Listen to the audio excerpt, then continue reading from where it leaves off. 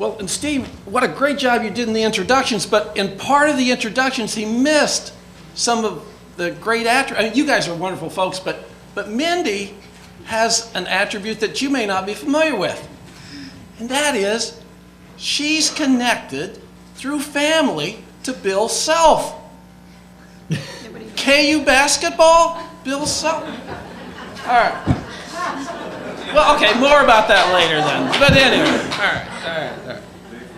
So, let me continue then. She's an Arizona fan, though, I'll tell you. So there's a contingency for her to come. All right. Then, I have this joke about this urologist too, but I'm going to save that for the last couple of minutes. All right, so about Amanda's paper, which was really, I greatly appreciated and I valued the perspective that she's offering. I believe that several important points are also relevant for our considerations. One, the distinction she made between selecting appropriate evaluations and then implementing them with fidelity. It doesn't do us any good, as Dean Fixon says, to have high quality interventions if they aren't being implemented with fidelity. And that's what your points as well within the school districts. And then second, that one of those great challenges about operator error and limiting operator error. Our work agrees. There's a great deal of reluctance, if you will, to systematically collect and to use formative assessment information in our decision-making process about students' progress within tiers. So we don't want to do any more assessment than is necessary, but then using the information that's available for us as well. Our experience in looking at elementary schools and middle schools, over 100 middle schools and over 60 elementary schools with their RTI implementation, is that they're less likely to use the slope data, that is the improvement data in making decisions about student movement. It's about level of performance generally is what that gets reduced to. And so while more is better is generally thought of within that school district, that's a value. More is, let's give them more. There are other competing values as well, such as, well, the student needs help, so we should be giving him or her all the help that is available to us. So other decision aids that one might consider would be Bayesian statistics, which again, you don't need a calculator to do, but we can use that in guiding our decisions. And the same multi-attribute utility measurement. Let's incorporate the values of these different stakeholder groups that are of concern in implementing this response to intervention. We can do that, and it's important to consider it as well, particularly when I think back about the parents' comments. Oh, this is good. Maybe. Yeah, I was just telling you the answer to that. Daryl doesn't realize his PowerPoint is up there behind him. Yeah, well, okay, so we'll come back, but the notion of RTI kind of being scary on the landscape. So a week ago today, I was in Alabama, and I'm a Kansas guy, and I understand about tornadoes, but in Prattville, Alabama, we had a tornado the 1st of December. Now, in the same, that's kind of strange, but in the same way, the tornado is kind of a maybe an analogy to how some folks are seeing about RTI as well. So that's how that fits.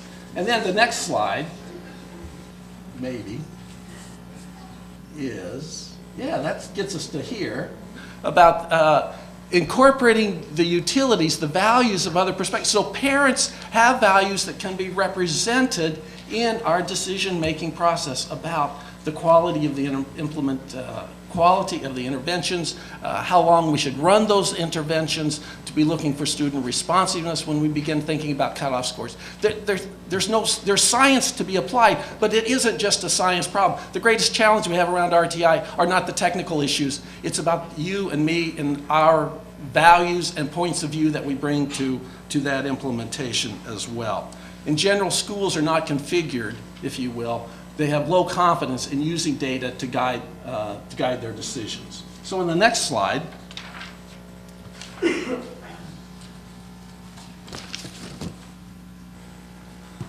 a few perspectives from that work back when we were part of the National Research Center on Learning Disabilities and current work under the National Center on Response to Intervention. We see significant efforts being made at SEA levels to use RTI.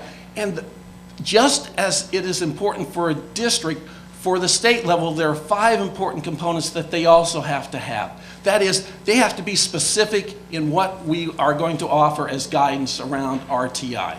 We have to have, second, a consistent message about how that is going to be implemented, what that should look like.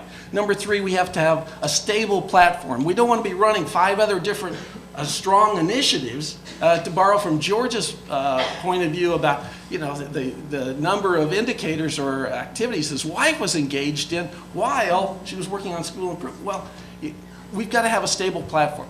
And then just as a district and the school and the state, we need to use our institutional power and we have to use our institutional authority.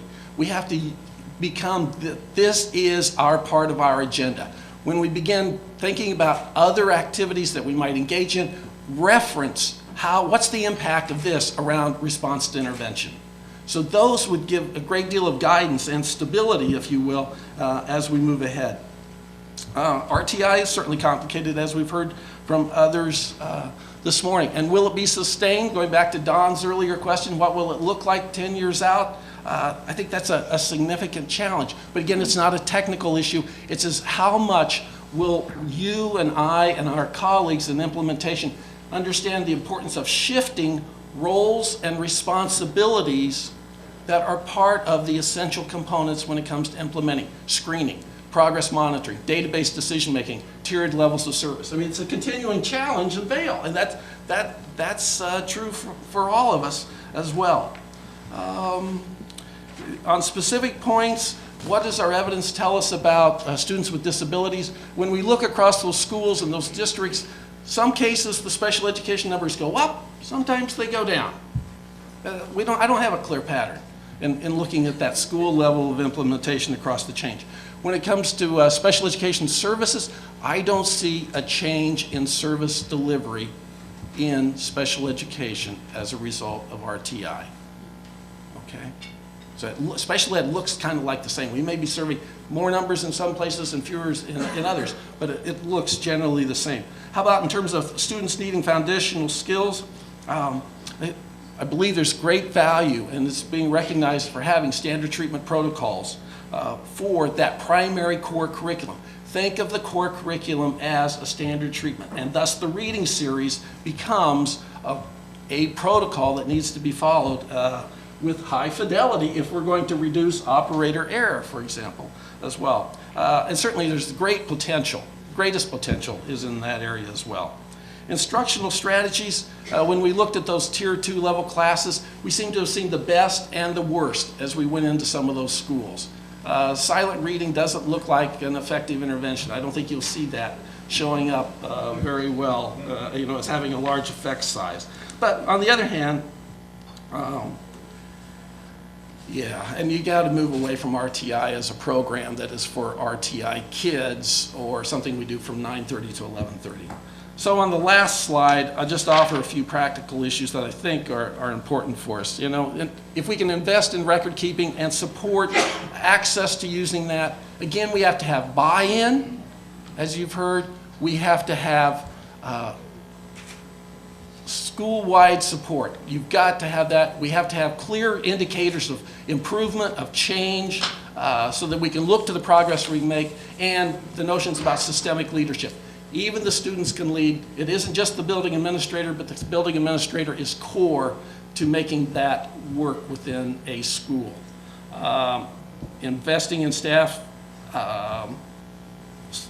development, the parsimony on selecting measures and the frequency with which, standardizing procedures, using the data. So you've got many directions you can go. 360 points on a compass. Some of those are not going to get us where we might intend or what we might like to.